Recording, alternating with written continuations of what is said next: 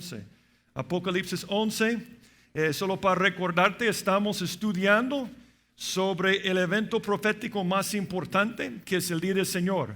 El apóstol Juan fue llevado hacia el futuro, donde Dios permitió que él viera todo lo que iba a suceder en el futuro, en ese día que se llama el día del Señor. Vivimos en el día del hombre. El hombre gobierna, el hombre está a cargo, el hombre está haciendo un mal trabajo, ¿verdad? Pero viene algún día cuando Dios va a decir basta, basta. Y Él va a regresar para establecer su reino. Él va a ser el presidente, realmente el rey del país, de todo el mundo. Pero antes de venir y poner su trono en Jerusalén, Él va a tener que sacar a las personas que no están de acuerdo con Él. Entonces este tiempo se llama la gran tribulación o la tribulación. También se llama el tiempo de angustia de Jacob. Tiene muchos nombres. Es un tiempo que dura 7 años. Es un tiempo terrible. Y es interesante porque el libro de Apocalipsis tiene 22 capítulos. Pero de capítulo 4 hasta 20 o hasta 19 estamos viendo los eventos de la tribulación. Casi todo el libro habla de la tribulación. Y para ayudarnos a entender la tribulación, estamos viendo de 4 perspectivas. Ya hemos visto los 7 sellos. Estamos por concluir las 7 trompetas. Y vamos a comenzar esta noche los 7 personajes. Hay un traslape porque ya hemos visto la 6ª trompeta. Vamos a ver la 7ª la otra semana. Pero vamos a iniciar con los 7 personajes, que son los 2 testigos, Israel, Miguel, el falso profeta, Jesucristo, el anticristo y el diablo.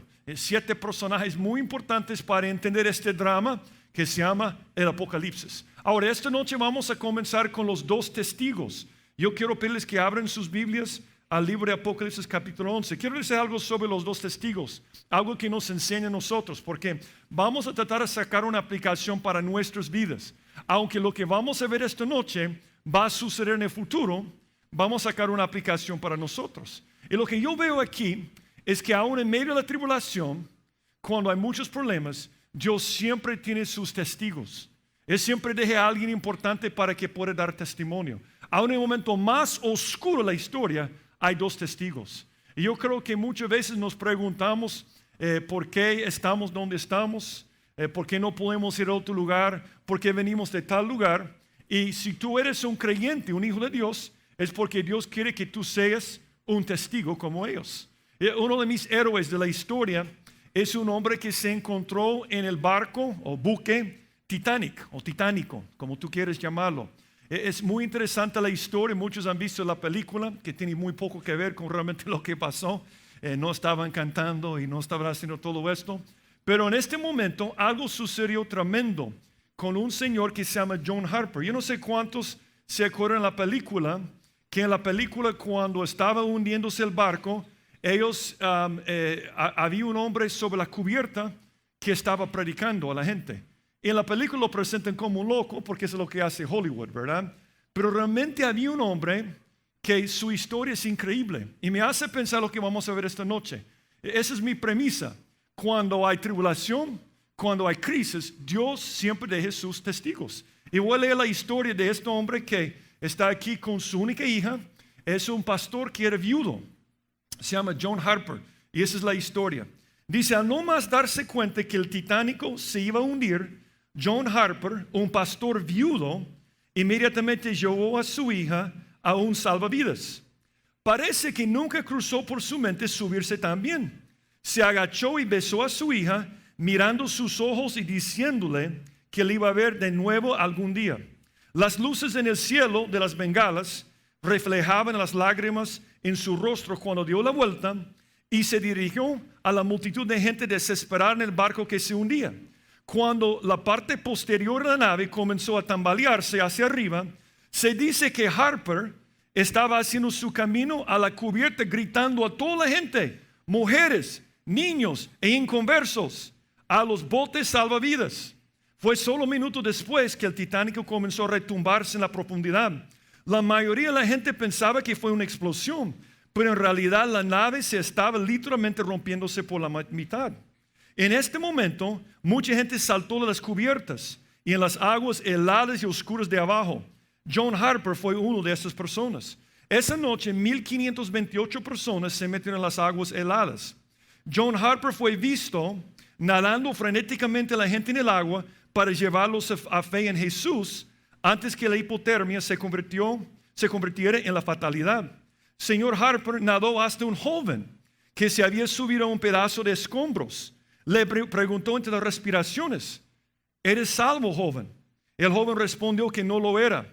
Harper trató de llevarle a fe en Cristo, pero el joven, que estaba cerca de un estado de choque, respondió no. Harper se quitó el chaleco salvavidas y lo arrojó al joven y dijo: he aquí, usted lo necesita más que yo. Y se alejó nadando a otras personas. Unos minutos más tarde, Harper nadó de vuelta al joven y le habló de Cristo de nuevo. De los 1528 que entraron en el agua, 6 fueron rescatados. Solo 6. Uno de ellos era el joven. Ese joven. Sabemos toda esa historia porque este joven sobrevivió. Y dice que 4 años más tarde, en una reunión de los sobrevivientes, este joven se puso de pie y con lágrimas recordó cómo después que lo había llevado a Cristo, Harper había tratado de nadar de regreso a ayudar a otras personas. Sin embargo, a causa del frío intenso, se había vuelto demasiado débil para nadar. Sus últimas palabras, antes de pasar por debajo de las aguas heladas, fueron: cree en el nombre del Señor Jesús y serás salvo. Estaba pensando, ¿qué hace que una persona en el momento de la tribulación puede pensar en el bien de otros? ¿Qué hace que un ser humano que está ahogándose puede pensar que es más importante la conversión de otros que su propia vida? Es una cosa increíble. Sin embargo, durante toda la historia, Dios ha levantado personas así. Personas que en el momento más difícil no se enfocaron en su propio bien, sino que se enfocaron en el bien de otras personas. Y John Harper es un ejemplo de una de estas personas. Dicen a los salvavidas, las personas que trabajan como salvavidas, que cuando tú estás trabajando en la playa y tú ves a una persona ahogándose, que siempre tienes que llevar algo que flota. Porque si te acercas a la persona que se está ahogando, te va a ahogar. Porque una persona cuando se está ahogando está enfocado solo en sí mismo, en su supervivencia. Pero este hombre, John Harper, estaba enfocado en otra gente. Estos 2 testigos que vamos a ver, y vamos a tomar dos viernes para estudiarlos, vamos a ver que ellos estaban enfocados en el bien de otros. Vamos a ver que perdieron sus vidas. Y van a perder sus vidas para que otros puedan conocer al Señor. Y yo estoy convencido de algo. Yo creo que los héroes son personas comunes y corrientes que tienen la capacidad, y vamos a ver que yo creo que viene de Dios, de pensar en otros y cambiar este mundo. Yo creo que Dios está buscando héroes. Héroes que solamente piensan en los demás y en sus problemas para que Dios pueda usarlos. A veces nos preguntamos, ¿por qué nos ha dejado Dios aquí en la tierra? Si yo soy un creyente, voy a ir al cielo, nada va a detener esto, ¿por qué me dejó aquí? Y yo creo que nos dejó aquí para ser héroes. Ahora, es difícil, pero vamos a ver 3 principios en este pasaje que yo creo que podamos aplicar a nuestras vidas. Mira lo que dice, Apocalipsis 11, versículo 1. Entonces me fue dada una caña semejante a una vara de medir, y se me dijo: levántate y mire el templo de Dios, y el altar y a los que adoran en él. Pero el patio que está fuera del templo, déjelo aparte, y no lo midas, porque ha sido entregado a los gentiles, y ellos oirán la ciudad santa 42 meses. Y daré a mis 2 testigos que profeticen por 1260 días, vestidos de silicio. Estos testigos son los 2 olivos y los 2 candeleros que están en pie delante del Dios de la tierra. Si alguno quiere dañarlos, sale fuego de la boca de ellos y devora a sus enemigos. Y si alguno quiere hacerles daño, debe morir él de la misma manera. Estos tienen poder para cerrar el cielo, a fin de que no llueva en los días de su profecía. Y tienen poder sobre las aguas para convertirlas en sangre, y para herir la tierra con toda la plaga cuantas veces quieren. Cuando hayan acabado su testimonio, la bestia que sube al abismo hará guerra contra ellos y los vencerá y los matará. Oremos. Padre, gracias por este tiempo que nos ha dado esta noche para reunirnos en tu nombre y para estudiar tu palabra. Y gracias porque sabemos que es tu palabra, que tú nos estás hablando directamente. Y yo te pido, Señor, que al estar viendo el testimonio de estos 2 testigos, que nos puedes retar con nuestras propias vidas. Y que podamos ver en primer lugar que se puede siempre con tu ayuda, Señor. Y que es lo que tú quieres que hagamos. Señor, yo te pido que de nuestra congregación podamos levantarnos y hacer héroes para ti, Señor, en medio de la tribulación que estamos sufriendo. No como la gran tribulación, sabemos, Señor, por la tribulación que sufrimos en nuestro país. Y yo te pido, si hay alguien aquí esta noche que no te conoce, que toques a su corazón para que te pueda recibir. Así que nos ponemos en tus manos. Te pido por el grupo de jóvenes que está preparándose para retiro y se ha ido esta noche. Yo te pido que los guardes al estar ahí esta noche y mañana también. Y te pido que nos hables esta noche. En el nombre de Jesucristo te lo pido. Amén. Vamos a ver 3 principios aquí. Y yo voy a titular el mensaje: 2 héroes en medio, debe de ser en medio de la tribulación. 2 héroes en medio de la tribulación. Ok, primer punto. Aquí dice, ¿cómo ser un héroe en medio de la tribulación? Tú te encuentras en tribulación económica, de salud, de trabajo, la violencia, tantas cosas que nos rodean todos los días. Todo el tiempo, a veces parece que vamos de crisis en crisis, ¿verdad? Y yo creo que es parte de la vida, de la experiencia humana. Pero Dios quiere usarnos en medio de esto. ¿Y cuál es la primera cosa importante? Me llama la atención lo que dice el versículo 1. El versículo 1 dice que le dijo a Juan que midiera el templo de Dios. ¿Qué es el templo de Dios? El templo de Dios en la Biblia representa la presencia de Dios. Y yo estoy convencido de algo. Si yo quiero que Dios me use, la clave es su presencia. La clave es que lo haga por medio de mí. Si yo quiero ser usado por el Señor, necesito conectarme con la presencia de Dios. Un problema que todos compartimos, todos, es nuestra naturaleza humana.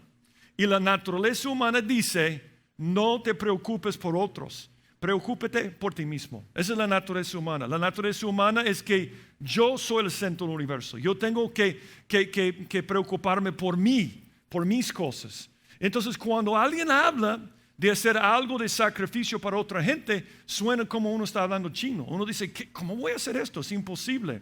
Pero tú puedes con la presencia de Dios. Porque la naturaleza de Dios es sacrificarse y pensar en otros. ¿Estamos de acuerdo con esto? Si yo puedo explicar una gran diferencia entre el ser humano y Dios, es que Dios piensa en otros todo el tiempo y nosotros pensamos en nosotros mismos. Dice la Biblia, por ejemplo, en 2 Corintios 5:14, porque el amor de Cristo nos constriñe, nos obliga, nos presiona, pensando esto. Yo sé que Julio vio esto hace unas semanas, que si uno murió por todos, Jesús, luego todos murieron. Está hablando de cuando recibes a Cristo, mueres a ti mismo, ¿verdad? Y por todos murió para que los que viven, porque cuando recibimos a Cristo, muere el pasado, pero somos nuevas criaturas. Para los que viven, ya no viven para sí, sino para aquel que murió y resucitó por ellos. ¿Cuál es la característica principal de un creyente de verdad? Ya no vive para sí, vive para Dios. Esa es la característica principal. Entonces, si yo quiero ser usado por el Señor, si yo quiero pensar en otros, si yo quiero en medio de la crisis que el Señor me use, la clave es que Dios lo haga por medio de mí. Yo no puedo hacerlo. Como yo siempre digo esto del púlpito, vivir la vida cristiana no es difícil, es imposible. Solo una persona vivió la vida cristiana, Jesucristo. Si quieres vivirla, Él tiene que hacerlo. Muchos conocen este pasaje clásico. Con Cristo estoy juntamente crucificado. Y ya no vivo yo, sino vive Cristo, más vive Cristo en mí. Y lo que ahora vivo en la carne, lo vivo en la fe del Hijo de Dios, el cual me amó y se entregó a sí mismo por mí. Si yo quiero ser usado por Dios, tengo que permitir que Él haga su vida por medio de mí, porque yo no puedo. Yo no puedo hacer algo como los 2 testigos o John Harper, pero Dios puede, porque Él lo demostró en la cruz. En la cruz, cuando Jesús estaba siendo torturado, cuando se estaban burlando de Él, cuando le están escupiendo en la cara, Jesús pudo aguantar todo esto, dice, por el gozo puesto delante de Él. Jesús nos enseñó que se puede con la ayuda de Él. Ahora, ¿por qué hay un templo aquí? El templo de Dios. ¿No te extraña que van a construir el templo de Dios? Dice, ¿para qué el templo? Bueno, tenemos que recordar que la tribulación se trata de tratar con la nación de Israel. ¿Dónde está la iglesia? En el cielo. Dios está tratando otra vez con la nación de Israel. Por eso el sabor de todos esos capítulos es un sabor judío. ¿Por qué hay un templo? Porque la nación de Israel va a ser un intento de conectarse con Dios. Y esta nación quiere conectarse con Dios por medio de la cosa que conocen, el templo suyo. Y por eso están construyendo el templo. En el Antiguo Testamento, por ejemplo, dice que cuando iban a construir el tabernáculo, dice, y harán un santuario para mí, dice Jehová, y habitaré en medio de ellos, conforme a todo lo que yo te muestre. El diseño del tabernáculo, el diseño de todos sus utensilios, así lo haréis. Ellos construyeron el tabernáculo porque querían conectarse con la presencia de Dios. ¿Tú te acuerdas lo que pasó con el primer sacrificio? Cuando vino la presencia de Dios y llenó el lugar santísimo. Él vivía entre ellos. Cada vez que ellos se levantaban para moverse en el desierto, dice que la nube de Dios se levantaba y les guiaba. Ese era su anhelo, conectarse con la presencia de Dios. Pero lo que no tiene ningún sentido es que cuando vino Jesucristo ya no había necesidad de templo. Por ejemplo, llamamos este edificio templo, es un templo. Pero realmente es un templo ahorita. A las 2 de la madrugada no va a ser un templo.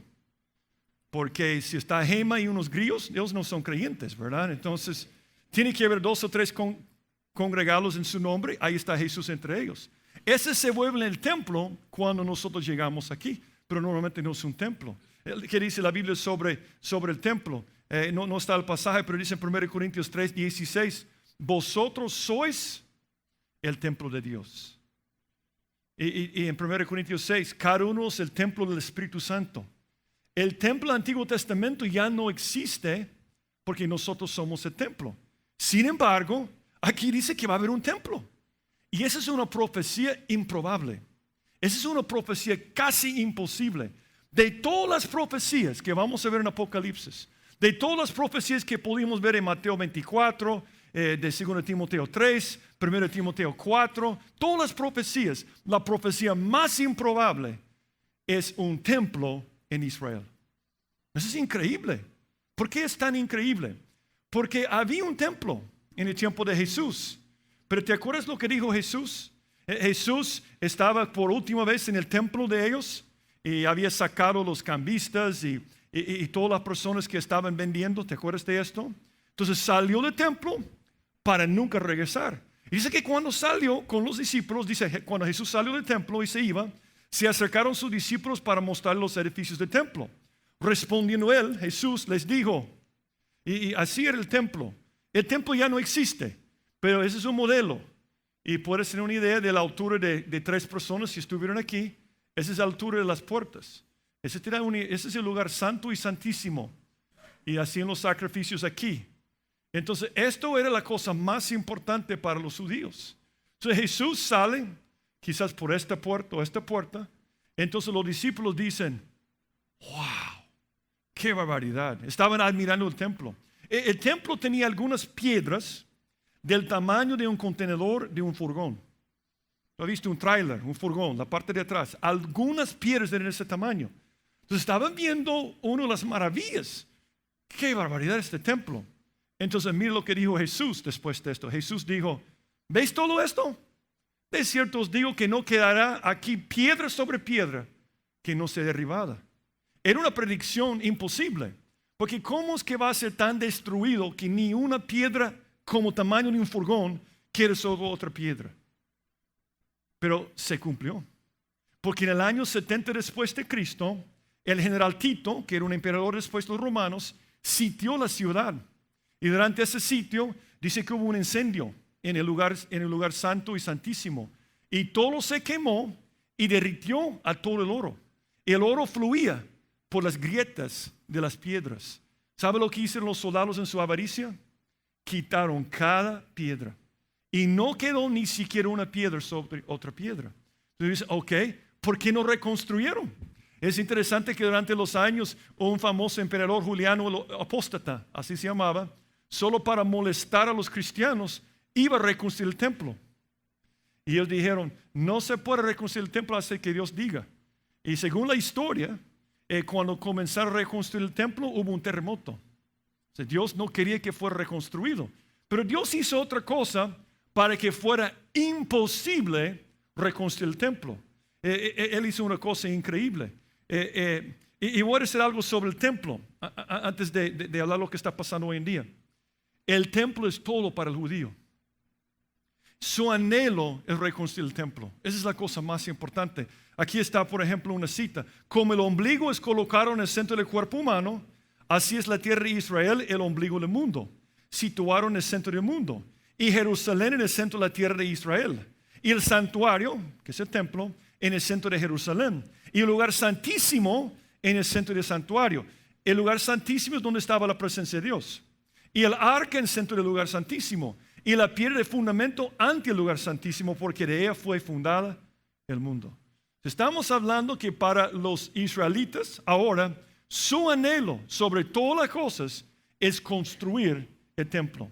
Y Apocalipsis 11 dice que lo van a reconstruir. ¿Por qué es? Y ahora es interesante porque los israelitas están preparando todo para reconstruir el templo. Por ejemplo, para que puedan reiniciar sus sacrificios, tienen que tener una vaca que ya no existe. Se llama la vaca alazana. La vaca alazana es una vaca roja que dejó de existir, se extinguió. Pero los que han estudiado la genética o la genética saben que en Israel están los mejores científicos sobre esto, porque han estado trabajando años de la genética producir una vaca alazana.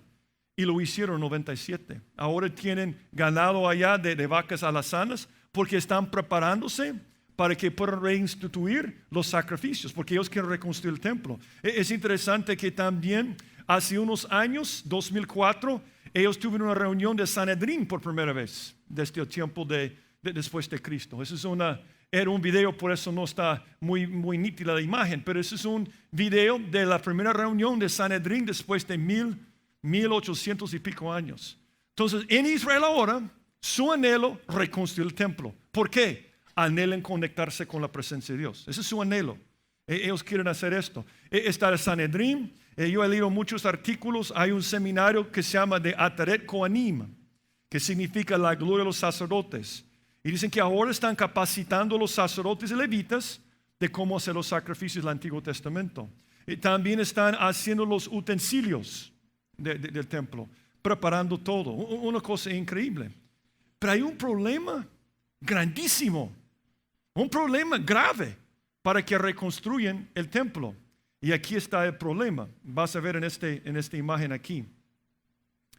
Aquí está el sitio del templo. Cuando cayó el templo en 70 después de Cristo, todos los escombros aquí están abajo. ¿Y qué está aquí? El domo, la roca. ¿Y tú crees que los árabes van a dejar que construyan aquí? ¿Por qué cree que tantos problemas en el Medio Oriente? ¿Por qué cree que los frijoles son caros? Porque por esta pelea, por este pedazo de tierra, quieren matarse y el petróleo sube. Y los camiones tienen que llevar los frijoles. Entonces el precio sube. Sube por la sequía también, ¿verdad? Pero estoy hablando de que lo que está pasando con el templo te impacta. Te impacta mucho. Es el centro del mundo en este momento. Entonces aquí está esta mezquita famosa, Domo de la Roca, esta otra mezquita. Y eso es lo que tú conoces como el muro de lamento. Quiero explicar algo. Cuando tú ves las fotos de los judíos llegaron a este muro jamás era parte del templo. Era parte de la cerco, el muro afuera del templo. Pero no es parte del templo. Pero llegan aquí, a este muro antiguo, para dejar sus oraciones. ¿Por cuál cosa están orando? ¿Por el regreso del Mesías? No, por el Mesías, porque no creen que Jesús es el Mesías. Y están orando por el templo. Ese es su deseo, el templo. ¿Y qué está aquí en el fondo? No pueden ni tocar esta tierra los judíos ni los cristianos. No pueden tocarlo. Y es una cosa increíble.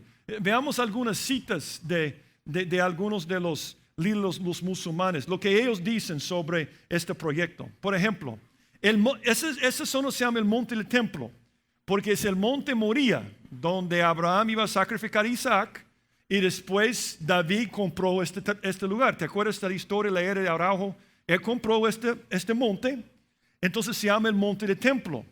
Por supuesto, los musulmanes dicen que no hay un templo, aunque en las excavaciones es obvio que había un templo. De hecho, cuando estaba Yasser Arafat en ese tiempo, Él estaba haciendo que ellos llegaron debajo del monte del templo para sacar todos los escombros y evidencia del templo. Y descubrieron un basurero que estaban botando. Y los arqueólogos con un infarto, ¿verdad? Porque estaban sacando todo. Porque dicen cosas como esto. Mira lo que dice aquí. El monte del templo nunca estuvo ahí, dicen. No hay ni pizca de evidencia para establecerlo. No reconocemos que los judíos tengan derecho ni al muro, ni a una pulgada del santuario. Por avaricia los judíos quieren controlar nuestra mezquita, que es este domo la roca, ¿verdad? Si tratan de hacerlo, será el fin de Israel.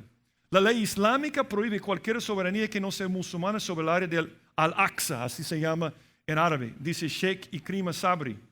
Dice otro hablando de esta parte. El asunto ha sido resuelto por Dios y no habrá negociaciones. Los musulmanes no pueden discutirlo y no pueden hacer ninguna concesión. Esa es la posición que cada palestino, árabe y musulmán adoptará para siempre. Si los judíos quieren soñar con algo que estaba aquí hace 3,000 años, entonces soñaremos con la situación antes de 1948, cuando no existía el Estado de Israel, vocero por el WAC. Eso es lo que dicen los rabinos. Los rabinos tienen otro punto de vista. Los rabinos dicen, la ley judía absolutamente prohíbe. Hemos visto esta palabra 2 veces, ¿verdad? Prohíbe. No hay concesiones. O sea, hay 2 extremos. Prohíbe la entrega de la soberanía o de la propiedad directa o indirectamente a extranjeros en el monte del templo. Él dijo esto cuando las Naciones Unidas querían tener control sobre este lugar. Entonces dijeron esto: la soberanía pertenece a los judíos. La discusión en sí de renunciar al control judío del monte del templo es una profanación del nombre de Dios.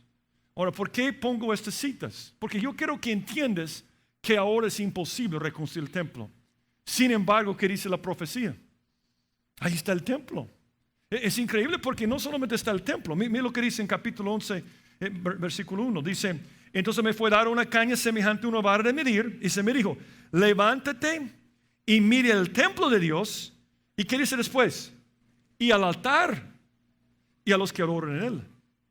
Si está al altar y están adorando, significa que es el altar de sacrificio. No de incienso, porque ese era el sacerdote. Significa que los que quieren sacrificar, va a haber sacrificios otra vez. Es una profecía increíble. Y uno dice, no se puede, es imposible. Sin embargo, Jesús dijo que iba a estar. Jesús, cuando estaba hablando con los judíos, citó una profecía de Daniel. Y tú dices, ¿cómo van a resolver esto? Si por un lado los judíos dicen que no, los musulmanes dicen que no, se odian, se están matando, ¿cómo van a lograr para satisfacer a todos? El anticristo. El anticristo. La Biblia dice claramente que el anticristo va a firmar un pacto. ¿Te acuerdas cuando vimos el primer sello de los 7 sellos? ¿Cuántos se acuerdan que es el primer sello? El caballo blanco. El jinete tiene un arco, pero no tiene flechas. Es un político, es el anticristo. Él va a ganar el poder, le van a dar una corona, pero por medio de la política. Dice que lo va a hacer sin aviso y con halagos. Entonces él con cumplidos. Y él va a lograr la paz en el mundo. Y él va a lograr que firmen un pacto. Él lo va a lograr. A veces cuando veo las noticias y todas las pláticas que tienen entre los judíos, musulmanes, los otros países metiéndose, y siempre estoy allá diciendo, yo no voy a estar aquí probablemente, me voy en arrebatamiento. Pero algún día todo el mundo va a ver en la televisión firmando un pacto. Porque la Biblia lo dice en Daniel y Jesús citó este pasaje. Daniel 9. Y por otra semana, y no tenemos tiempo para meternos en esta profecía, pero esta semana es una semana profética, 7 años. Y tienes que, lo vimos hace unos meses, pero es 7 años. Y por otra semana, 7 años, confirmará el pacto con muchos. Pero a la mitad de la semana, ¿y qué es la mitad de 7? 3,5. Acuérdate de este número, por favor. Hará cesar el sacrificio y la ofrenda. Si a la mitad de la semana va a hacer cesar el sacrificio, ¿qué significa que pasó en el principio?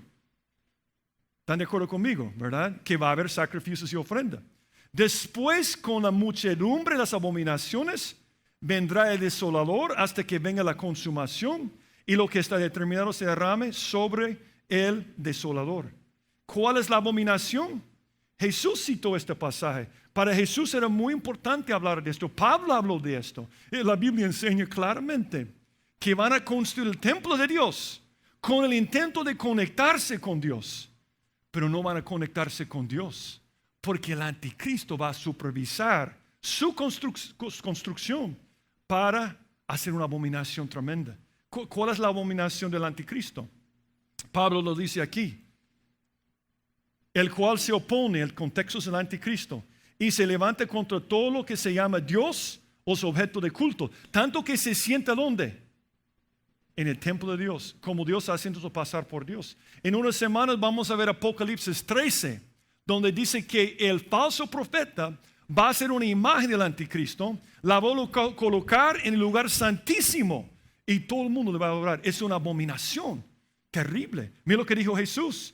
Jesús dijo cuando estaba hablando con los discípulos, por tanto, cuando veáis en el lugar santo la abominación desoladora, la misma cosa de que habló el profeta Daniel, ya lo vimos, el que le entiende. Entonces los que estén ¿quiénes están en Judea? Judíos, ¿verdad? Huyen a los montes. La Biblia nos enseña claramente, comparando estos pasajes, que algún día ese templo se va a construir. Yo creo que eso es lo que va a pasar, no puedo estar seguro. Yo creo que después del arrebatamiento va a haber caos en todo el mundo, buscando una explicación religiosa. Yo creo que va a venir un hombre político, carismático, guapo, inteligente, un genio en todo, y él va a decir, tenemos que unirnos. Tenemos que unirnos. Se fueron estos locos, se fueron estos fanáticos, se fueron estos que causaron muchos problemas. Podemos establecer un nuevo orden mundial. Y este orden nueva mundial va a tener paz. Entonces vamos a hacer que los judíos y musulmanes firmen un pacto de paz. Pero Él no lo va a hacer para que los judíos puedan conectarse con Dios. Él lo va a hacer para que Él pueda manipularles. Por eso dice en capítulo 11, otra vez, mire el templo de Dios. ¿No te extraña que dice mire el templo de Dios? ¿Por qué dice mire? Porque en la Biblia cuando Dios pide a alguien medir algo, es porque está juzgando. Por ejemplo, hablando de la nación de Israel cuando estaba en pecado, dijo, yo pongo plomada albañil en medio de mi pueblo Israel para juzgarlos. Hay un dicho que tenemos aquí. Cuando alguien no llega al estándar, dice que no dio el ancho. ¿Verdad? Es una medida. ¿Verdad? Julio siempre da el ancho, ¿verdad? Porque, pero yo no tanto, ¿verdad? Pero ancho es una medida, ¿están de acuerdo conmigo? O sea, lo que está pasando en Apocalipsis 11 hablamos así todo el tiempo. O le quedó grande la camisa, todos esos dichos que usamos que hablan de que medimos una persona y él no es suficientemente grande o ancho o lo que sea, ¿verdad? Entonces es igual aquí, literalmente es lo que pasa. El anticristo va a supervisar la construcción de un templo para conectarse con Dios. Y Dios va a decir, este templo no da el ancho. Es contaminado. Y de todas maneras, si tú quieres conectarte conmigo, Jesús ya murió. No tienes que hacerlo por medio de un templo. Puedes hacerlo por medio de Jesús. Y cuando nosotros nos convertimos, viene el Espíritu Santo a vivir en nosotros. Está diciendo, no necesitas un templo para conectarse conmigo. Tremendo. Y por eso dice el versículo 2, pero el patio que está fuera del templo, déjelo aparte, y no lo mides. La parte de afuera, tenemos tiempo, estoy tratando de hacernos visualizar el templo, pero en el templo había una parte afuera que se llamaba el patio de los gentiles. ¿Te acuerdas tú cuando Jesús entró en el templo y encontró a la gente vendiendo? Estaba en el patio de los gentiles. El patio de los gentiles existía para evangelismo. La idea era esta. Dios escogió la nación de Israel para ganar el mundo para Él. Y la idea es que viendo sus sacrificios y su adoración, iban a poder llegar los gentiles hasta acá, observando. Y podían convertirse después. Pero los judíos habían convertido esta zona en dinero. Como la televisión cristiana. Es la misma cosa. Usan la televisión cristiana algunos evangelistas para sacar dinero a la gente. O sea, si Jesús entrara ahí con esta gente que se aprovecha la gente con dinero, Él haría la misma cosa con azote. Porque la mismísima cosa que estaban haciendo cuando vendían palomas con precios muy altos ahí en este lugar. Ahora, aquí en Apocalipsis, ni siquiera lo van a medir, porque los gentiles están controlando a Jerusalén. Nota cuánto tiempo. Dice el versículo 2, pero el patio que está fuera del templo, déjelo aparte, y no lo mides, porque ha sido entregado a los gentiles, Y ellos oirán la ciudad santa. ¿Cuánto tiempo? ¿Cuánto tiempo es 42 meses? No sé si puedes hacer los números. Tratamos de hacerlo la semana pasada y fue muy doloroso, ¿verdad? Cuando muere hace 2 semanas, ¿se acuerdan? Que muere la cuarta parte, la tercera parte, estaba explicando como la mitad y todos, yo quiero descansar. ¿Por qué está hablando de esto? Vengo de trabajo y de tráfico.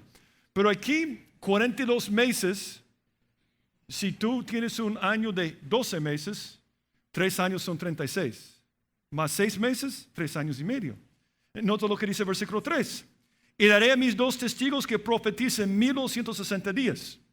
Algunos están viendo su teléfono 1260 días.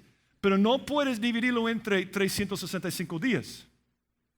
Porque los judíos tienen un calendario lunar. ¿Están de acuerdo conmigo? Es lunar. Se trata de judíos. Y cada mes dura 30 días. Lunar. Y hay 12 meses, 360. 1260 sobre 360, 3 años y medio. Ese número es muy importante. ¿Qué dijo Daniel a la mitad de la semana? 3 años y medio. Es consistente. La Biblia es siempre consistente. Una persona que rehúsa creer en la Biblia y digo, qué locura. ¿Cómo es que Daniel, que vivió hace 2600 años, se puso de acuerdo con Jesús, que se puso de acuerdo con Juan, que se puso de acuerdo? Es una locura.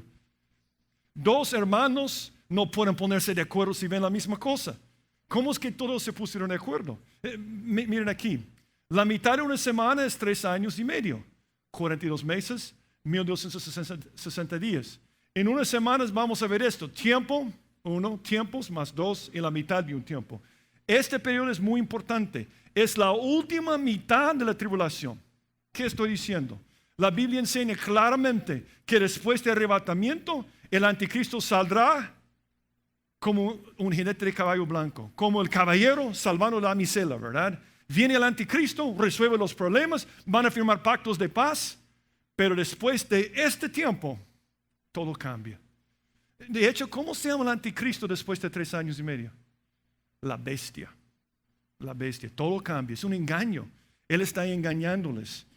Pero, sin embargo, hay 2 testigos. En el momento más oscuro de la nación de Israel, 2 testigos se quedan atrás. ¿Para qué? Para comunicar la palabra de Dios. Dicen que profetizan 1260 días. Versículo 4. Estos testigos son los 2 olivos y los 2 candeleros que están en pie delante de Dios de la tierra. Ese es el segundo principio. ¿Quieres ser un héroe? Tienes que conectarte con la presencia de Dios, pero no por medio del templo, y directamente por medio de Jesús, ¿verdad? Pero número 2, comunica la palabra de Dios. Yo voy a hacer algo que creo con todo mi corazón y voy a la tumba con esta creencia. La necesidad más grande en el país, con la violencia, la pobreza, la corrupción y todos los problemas, es la palabra de Dios. Es comunicar la palabra de Dios. La mejor cosa que tú puedes hacer como un hijo de Dios es compartir la palabra con otras personas. Esa es la cosa más importante. Y en medio de este momento tan oscuro, están aquí 2 testigos.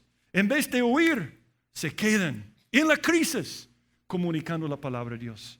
Estaban enfocados no en su bien porque van a morir. Estaban enfocados en los demás. Veían a personas sufriendo en este tiempo. Un tiempo de sufrimiento. Y dijeron, sé qué voy a hacer.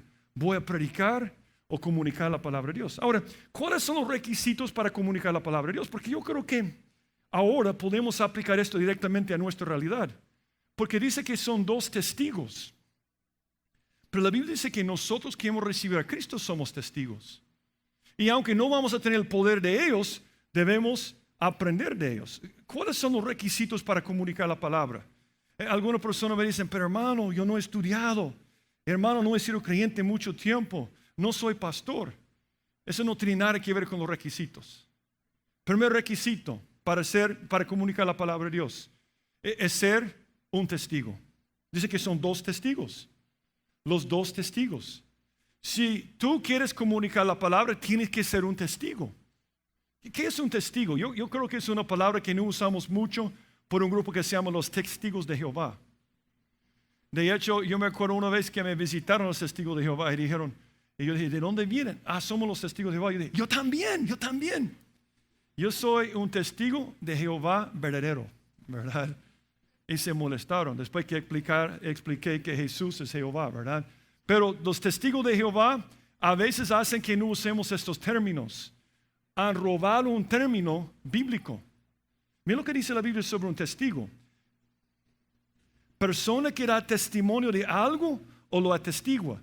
Persona que presencia o adquiere directo o verdadero conocimiento de algo. Siempre cuando tenemos talleres de cómo compartir tu fe, comenzamos con el testimonio.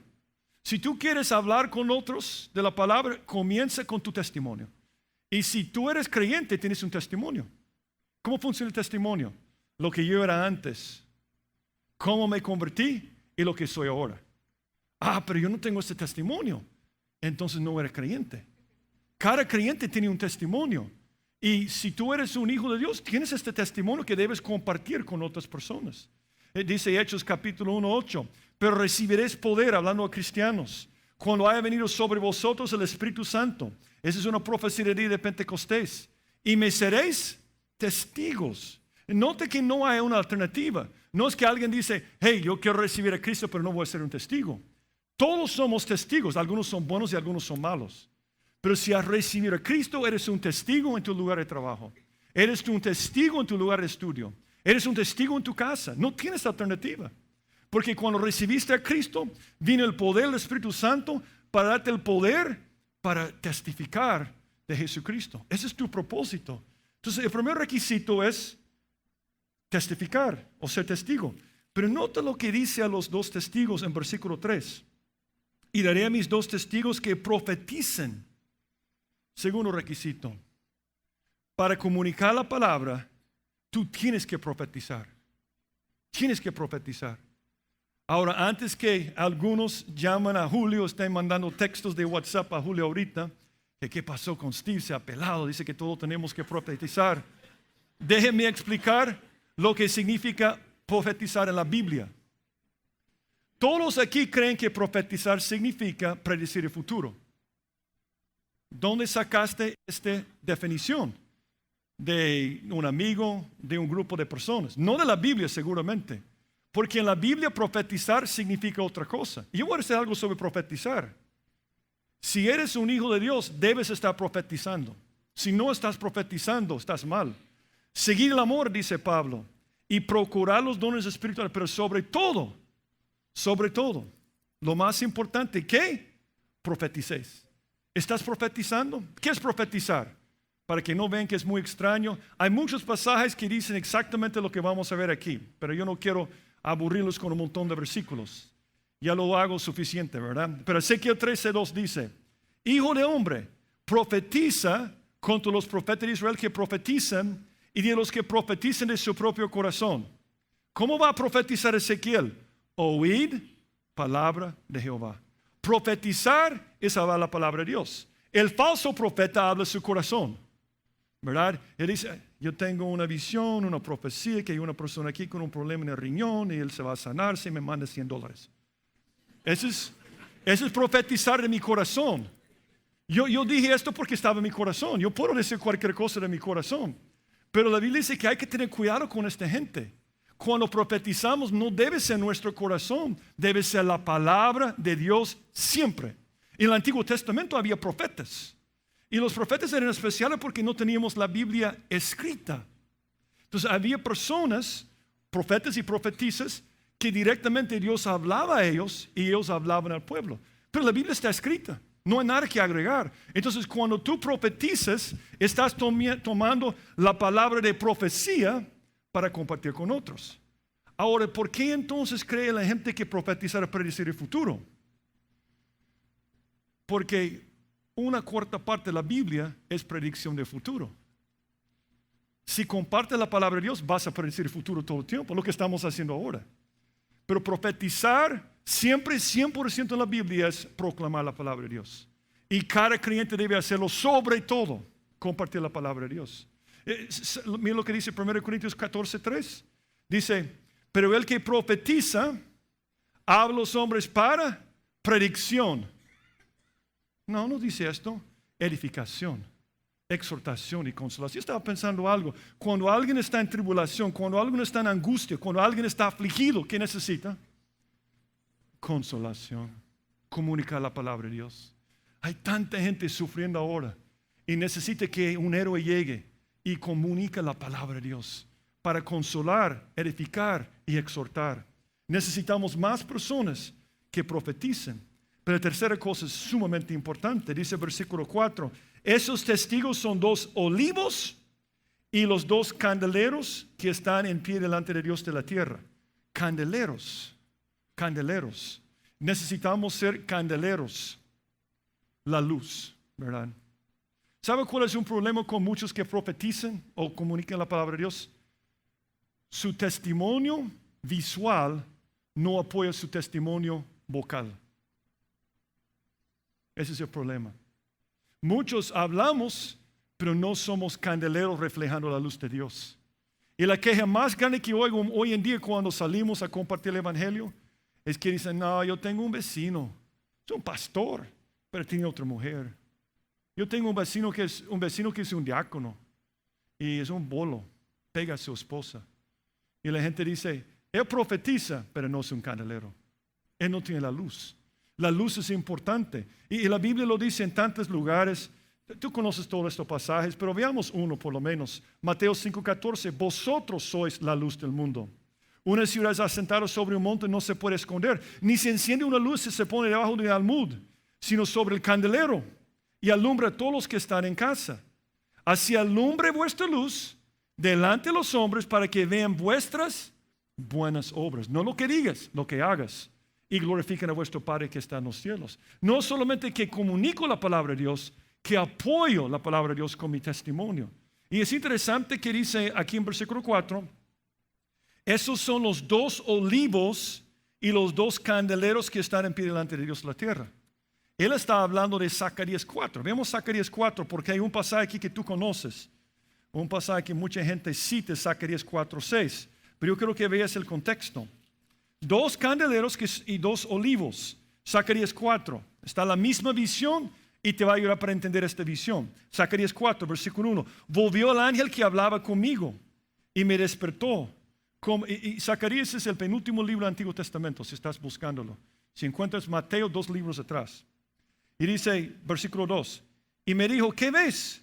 Y respondí, he mirado y aquí un candelabro todo de oro con un depósito encima y sus 7 lámparas encima del candelabro y 7 tubos para las lámparas que están encima de él. Y junto a él 2 olivos, el uno a la derecha del depósito y el otro a su izquierda. Proseguí y hablé diciendo a aquel ángel que hablaba conmigo, ¿qué es esto, Señor mío? Entonces Zacarías tuvo una visión del futuro y él vio la misma cosa, 2 candeleros o candelabros. ¿Tú te acuerdas cómo son los candelabros de los judíos? 7 ramas, ¿te acuerdas de esto? Es un símbolo que se usa mucho aquí en el país, entonces si puedes visualizarlo.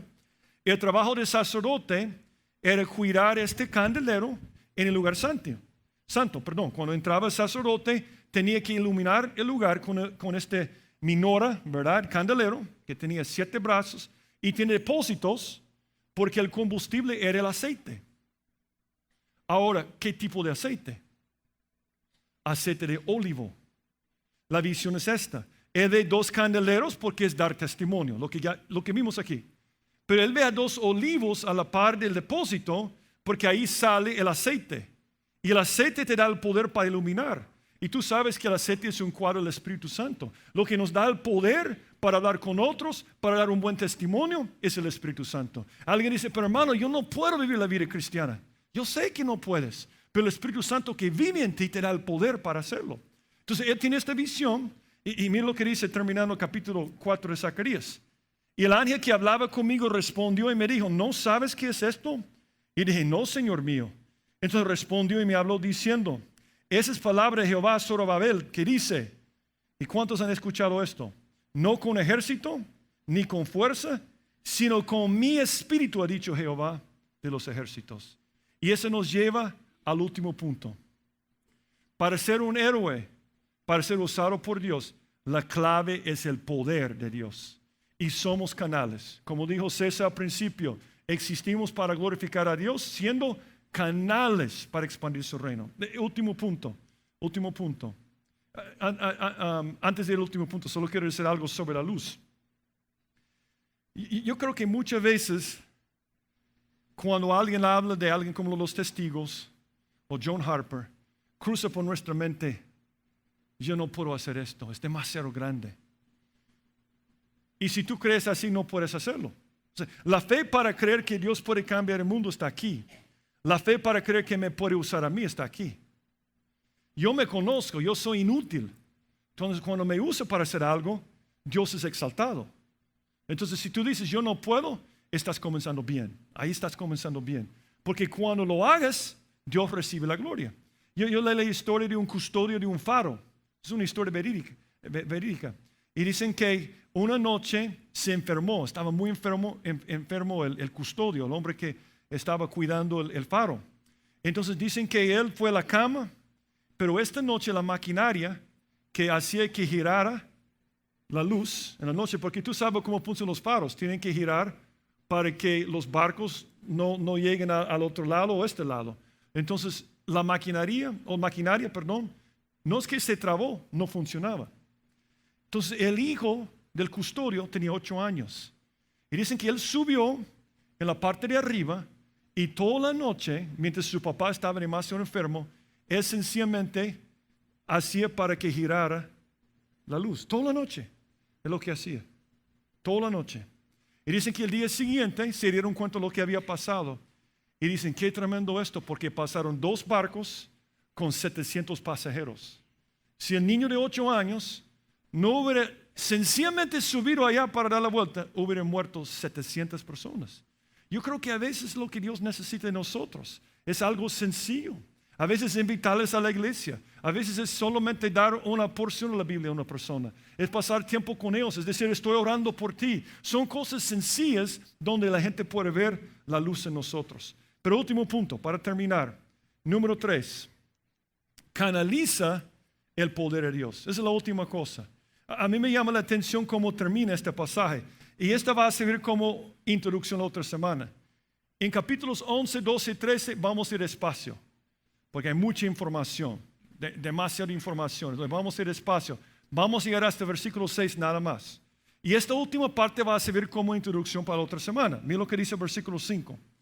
Estoy volviendo a Apocalipsis 11, versículo 5. Y dice, si alguno quiere dañarlos, sale fuego de la boca de ellos y devora a sus enemigos. Y si alguno quiere hacerles daño, debe morir de la misma manera. Ahora, un momento. Si eres hijo de Dios y el Espíritu Santo obra por medio de ti, no va a salir fuego por tu boca, no te preocupes. La Biblia dice que nosotros debemos orar por nuestros enemigos. ¿Están de acuerdo? Amar a vuestros enemigos, orar por vuestros enemigos. ¿Estamos de acuerdo con esto? ¿Por qué entonces están ellos juzgando a sus enemigos? Porque es la tribulación. ¿Están de acuerdo? Es la tribulación. Y el anticristo quiere matarlos. Todos quieren matarlos. Pero están ahí tratando de ganar a otra gente para Cristo. Entonces cuando vengan otros para atacarles, tienen que defenderse. Nosotros no nos defendemos. Amamos a nuestros enemigos. Pero hay una aplicación de todas maneras, porque dice el versículo 6, esos tienen poder para cerrar el cielo a fin de que no llueva en los días de su profecía, y tienen poder sobre las aguas para convertirlas en sangre y para ir a la tierra con toda plaga cuantas veces quieren. Entonces estos 2 testigos tienen poder, pues el poder del Espíritu Santo. ¿Te acuerdas cuando vimos este pasaje aquí en Hechos 1:8? Pero recibiréis poder. ¿Para qué es el poder del Espíritu Santo principalmente? La mayoría piensan que es para hacer milagros, maravillas, para consolarnos. No. En cada pasaje del libro de los Hechos, cuando dice que estaban llenos del Espíritu Santo, hacían la misma cosa. Siempre predicaban la palabra con denuedo. Yo necesito este poder porque muchas veces yo soy gallina. Yo no quiero hablar con una persona en mi propia fuerza. Pero Dios me da el poder para hacerlo. Entonces necesitamos ese poder para hablar con otras personas. Cuando no hablamos es porque no creemos en el poder del Espíritu Santo. Él es tan poderoso que aún me puede usar a mí. Él es tan poderoso. Entonces nosotros recibimos poder igual a los 2 testigos. No parece la misma cosa porque vivimos en el tiempo de la gracia. Es un tiempo de amar a nuestros enemigos. Pero el mismo Espíritu Santo vive en nosotros. Y podemos hacer grandes cosas en nuestras vidas. Es interesante lo que dice Efesios 1, la oración de Pablo, alumbrando los ojos de vuestro entendimiento, para que sepáis cuál es la esperanza a que Él os ha llamado, y cuál es la riqueza de la gloria de su herencia en los santos, y cuál, y me llama la atención aquí, los adjetivos. Él no dice y cuál el poder, ni dice cuál el gran poder. Dice y cuál la super eminente grandeza de su poder. La oración de Pablo es que conozcas la supereminente grandeza del poder de Dios. ¿Y cómo es ese poder? Bueno, ahí dice, para con nosotros los que creemos. Es otra cosa. Ese poder no es para un grupo selecto, solo los que creen. El único requisito para que Dios canalice su poder por medio de nosotros es creer, nada más. Dice después, según la operación del poder de su fuerza, la cual operó en Cristo, resucitando a los muertos y sentándole su diestra en lugares celestiales. Yo no sé en cuanto a ti, pero para mí el poder resucitar a un muerto es un poder increíble. Y la Biblia dice que tú puedes conocerlo. Él quiere que lo conozcas. La cosa que más anhelo en mi vida, después de casi 40 años de ser creyente, es ver una sola cosa, el poder de Dios. Eso es lo que yo quiero ver. Anhelo verlo. Pero mi estorbo soy yo y mi creencia. Tenemos que creer. Esos dos testigos creían en ese momento. Ahora, antes de terminar, esa es introducción para la otra semana. ¿Quiénes son los dos testigos? ¿Quiénes son los dos testigos? Hay varias opciones. Algunos dicen que son dos fulanos que se van a levantar en la gran tribulación. Algunos dicen esto. Otros dicen que es Elías. Uno es Elías, por lo que dice Malaquías 4:5. Mira lo que dice Malaquías 4:5. El último libro antes del Nuevo Testamento. He aquí yo os envío el profeta Elías. ¿Cuándo? Antes que venga el día de Jehová grande y terrible. Por eso la gente preguntaba a quién, si era Elías, todo el tiempo. Juan el Bautista. Los judíos, de hecho, en la fiesta, una de sus fiestas, creo que de los tabernáculos, siempre dejan una silla vacía en su mesa para comer. Y la silla vacía es para Elías. Quieren que venga Elías porque cuando venga Elías, ¿quién viene después? El Mesías. Es lo que están esperando. Entonces, muchos creen que los dos testigos, uno es Elías, porque nunca murió Elías. ¿Están de acuerdo conmigo? Elías nunca murió. Que algunos creen que es Elías. Otros dicen que el único otro que nunca murió es Enoc. Entonces, ¿están seguros que es Elías y Enoc o dos personas? Yo no creo que sean Enoc y Elías. Yo creo que son Elías y Moisés. Y te voy a decir por qué. Aquí tengo una lista de razones. ¿Por qué creo que es Moisés y Elías? Número uno, dicen de Moisés y Elías, están delante de Dios. Nota lo que dice el versículo 4. Estamos analizando quiénes son los testigos. 11:4. Estos testigos son los dos olivos y los dos candeleros que están en pie delante de Dios en la tierra. Y la Biblia dice de Moisés que estaba delante de Dios. Ese es cuando él vio a Dios, ¿verdad? Dijo más, no podrás ver mi rostro porque no me veré a hombre y vivirá. Dijo aún Jehová, he aquí un lugar junto a mí y tú estarás sobre la peña. Dice que Dios pasó su presencia en frente de Moisés. Él vio a Dios, él estaba en su presencia. Dice de Elías. Entonces Elías Tisbite, que eran los moradores de Galaad, dijo a Acab, vive Jehová Dios de Israel, en cuya presencia estoy, que no habrá lluvia ni rocío en estos años, sino por mi palabra. Ellos, dice la Biblia, están delante de Dios, igual a Apocalipsis 11:4. Otra cosa, Moisés y Elías destruyeron sus amigos con fuego. Ellos tenían este poder. ¿Te acuerdas lo que hizo Moisés? Llamó fuego del cielo para Coré y Datán, que estaba rebelándose en contra de él. Elías, ¿te acuerdas del monte de Carmelo? Cuando hubo un enfrentamiento de los profetas de Baal y Elías, él pudo destruir sus enemigos con fuego. Enoc, no. Moisés y Elías irían a la tierra con plagas y hizo que no lloviera por 3 años y medio. Porque aquí dicen 5 y 6 que van a ser plagas y van a hacer que no llueva. Es interesante, ¿verdad? ¿Cuánto tiempo no llovió en los días de Elías? 3 años y medio. ¿No es interesante esto? ¿Cuánto tiempo no va a llover la tribulación? 3 años y medio, la misma cosa. Ok, otra cosa. Moisés y Elías pasaron 40 días y 40 noches. Esto está moviéndose rápido. Moisés y Elías pasaron 40 días y 40 noches en el monte Sinaí. A mí me llama la atención que Jesús, Moisés y Elías, 40 días y 40 noches ayunando en el desierto. A mí me llama la atención que la Biblia habla de 3 testigos: ley, profetas y el Nuevo Testamento. Moisés, Elías y Jesucristo. Y los 3, 40 días y 40 noches en el desierto. Otra razón, Enoc no es un judío. Enoc vivió en el tiempo antes de Abraham. Pero Moisés y Elías son judíos y estos tienen que ser judíos aquí. Moisés y Elías representan la ley de los profetas, lo que yo acabo de decir, los 2 testigos del Antiguo Testamento. Y yo creo que es la razón principal.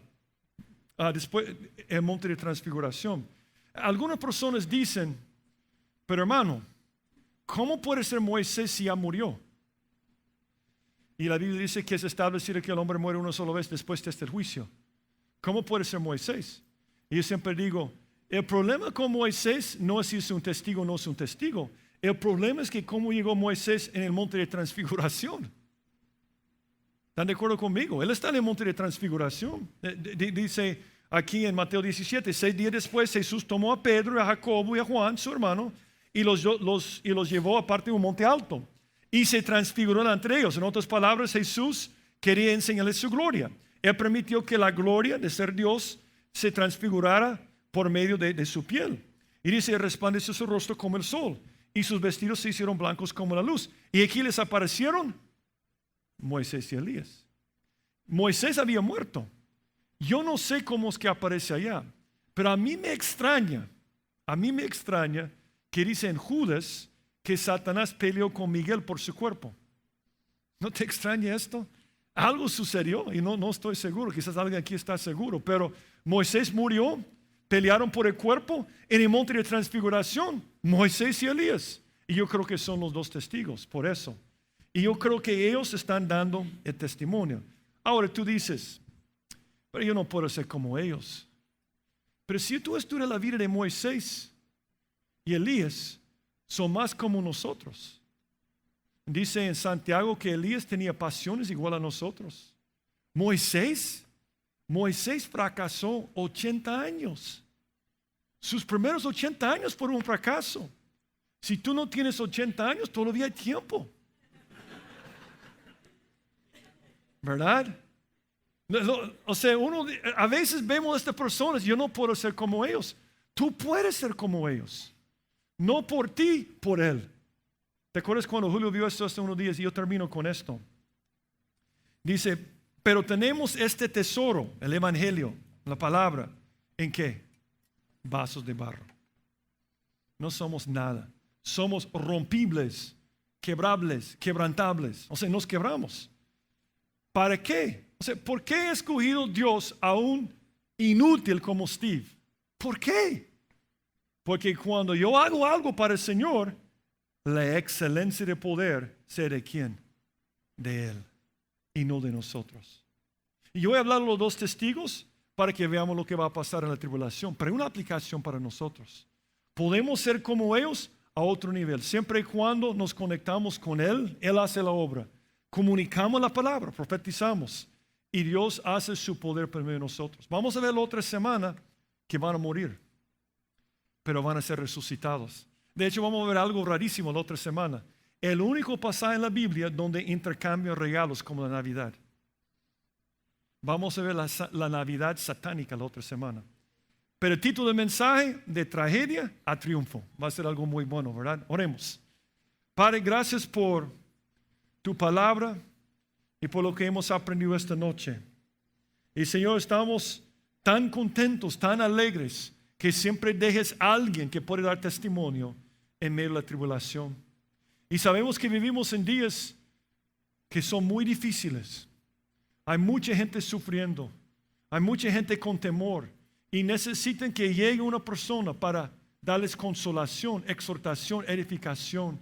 Y nosotros tenemos la palabra. Señor, yo te pido que aumentes nuestra fe, que podamos creerte, creer lo que dice tu palabra, que tú puedes hacer cosas grandes por medio de nosotros. Yo te pido que levantes héroes, personas como los testigos, como John Harper, para compartir tu palabra en estos días oscuros. Y yo sé que hay varios aquí en esta congregación que todos los días están viviendo para que otros te conozcan.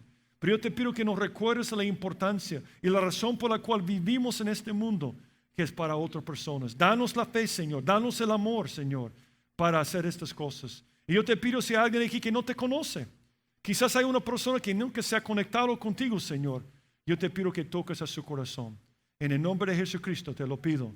Amén. Si después de lo que has escuchado durante la última hora estás dispuesto a entregarle tu corazón a Jesucristo, estás listo para abandonar lo que has sido hasta este momento y le dices al Señor, aquí está mi vida, yo quiero la vida plena, yo quiero la vida completa que tú tienes para mí y quiero la salvación al morir. Entonces, entrégale tu corazón a Él y hazlo por medio de una oración. Así que, ¿por qué no oramos? Bueno, y tú puedes repetir esta oración conmigo. Vamos a orar y repite estas palabras al Señor si quieres recibir a Jesucristo. Oremos. Padre, gracias por tu amor y gracias por tu salvación. En este momento me doy cuenta que soy pecador y que no puedo salvarme a mí mismo. Me arrepiento de todos mis pecados y te abro la puerta de mi corazón. Entra, Jesús, sálvame, cámbiame, pues yo me entrego a ti. Gracias por oír mi oración y gracias por salvarme. En el nombre de Jesucristo te lo pido. Amén. Si te gustó el mensaje, queremos aprovechar para invitarte a nuestra iglesia.